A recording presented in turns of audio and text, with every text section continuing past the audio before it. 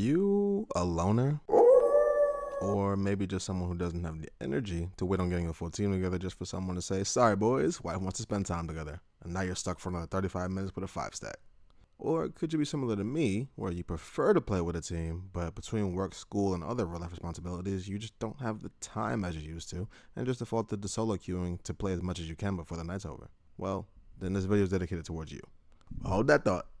If you're someone that plays with your buddies the majority of the time, then there's still some helpful advice in here that could propel you into getting into the higher ranks, or just get you more dubs and losses, so stick around a little bit while I go over 7 useful tips for the Marvel Rivals solo player. Tip number 1, stop listening to these YouTubers. Kind of contraband, conshoe, no, you know what I'm trying to say. Contradictory you twit. Yeah, that one. I know what you're probably thinking, but engage. You get like no views. And if you're going to say don't listen to a YouTuber, I'm just going to click off this. Hold it now. Let me explain. Reason why I say stop listening to these YouTubers is because you can sit and spend hours upon hours digesting these videos that you're watching on YouTube from these high-ranking Marvel Rivals YouTubers, but there is something very simple that they are not telling you when they are making their guides. A lot of them have been playing competitive team-based shooters for years and can easily adapt to the Marvel Rival system, as it doesn't stray far off of these other similar titles. So you, Jim Bob McGee, might see this game that has all this hype, install it, load it up, and get destroyed.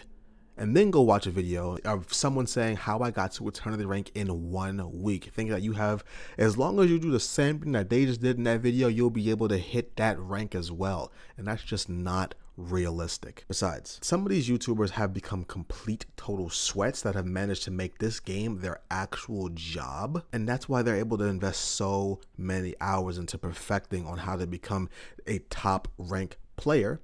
And also, 97% of them are not playing solo, meaning they have at least a stacked 4-man team that has way better communication than you ever could with your randoms. But don't worry, listen to these next 6 tips so you can somewhat level the playing field, because all hope is not lost. Tip number 2, analyzing your team comps. Now, what I really mean by this is just looking at the team up abilities. Now, when you have someone like a Doctor Strange, he is a great tank. However, once you pair him with a Hulk player, he has now become a absolute demon that you should probably be afraid of. That's because Marvel Rivals has something called team up abilities. Every single hero in the game has a team up ability with another hero, and that just means that if 2 of them are on the same team, they get an extra added bonus effect, either that be a damage boost, whether that be a health boost, whether that be an entirely new ability that they never would have without that person. This game has something very, very unique and very dope, and that's why you will be seeing a lot of people run team up comps.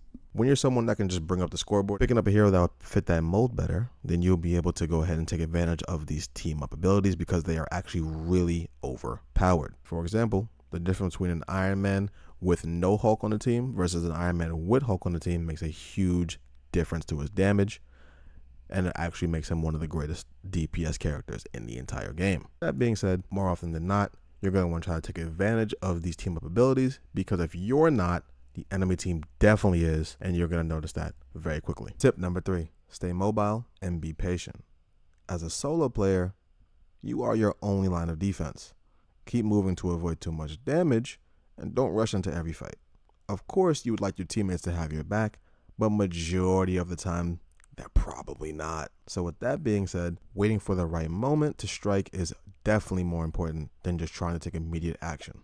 Hey everyone, sorry for the interruption. I just want to go ahead and throw this in there. If any of these tips seem useful at this point, please consider dropping a like and subscribing, as I am a very small YouTuber who's trying to pump out content for you guys. And every like, comment, and subscription increase my chances of YouTube putting me in the algorithm so more people like yourself can stumble upon this video. I appreciate the support. Let's get back to it. Tip number 4, use the available resources. Thankfully, Marvel Rivals has a system where you can go ahead and check pretty much anyone's recent gameplay. All right, so you can go up to the top right and go up to leaderboard, and you can go ahead and look up the top 500 players' recent games, and you can go ahead and study the individual hero that you want to go see, and you can go set and watch their gameplay, figure out what they're doing to win. And remember, as a solo player, don't take this too much to the heart, because the majority of the time these people are not playing solo, but this still gives you the ability to go ahead and watch some high level gameplay and to figure out what they're doing to get their wins and what little tips and tricks that you can take from their gameplay for that specific character.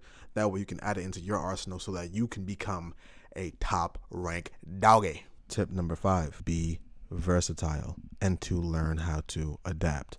Now, what I mentioned about learning how to play multiple heroes, you also need to be able to learn how to counter the enemy heroes. Now, I just want to go ahead and throw this out there. I will be coming out with individual tips and tricks and counters to every single hero in the game at some point.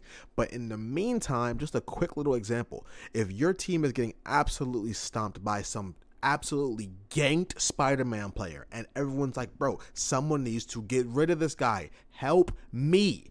Obviously, if he's that good or he or she are that good at Spider-Man, it's going to be very difficult to land any confirming hits on them. However, there is a specific hero that can manage to deal with that Spider-Man.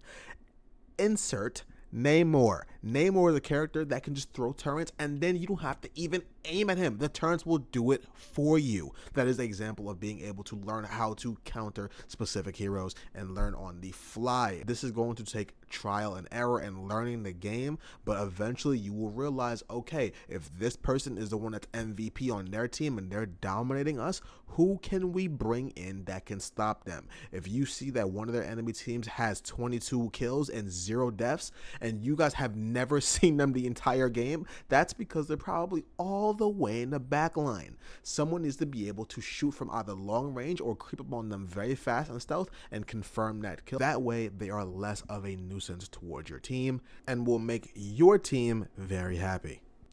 Tip number 6, learn where the healing orbs, I don't even know what they're called, but the little healing things that you can just pick up along the map, learn where those are. You can go ahead and go into a practice match and you can actually check out every single map's layout. That way you know, okay, if I want to go ahead and sit by this spot and if I'm not getting the heals that I deserve, that I should be getting from this Luna, and it got you raging because this Luna thinks that they're in phase.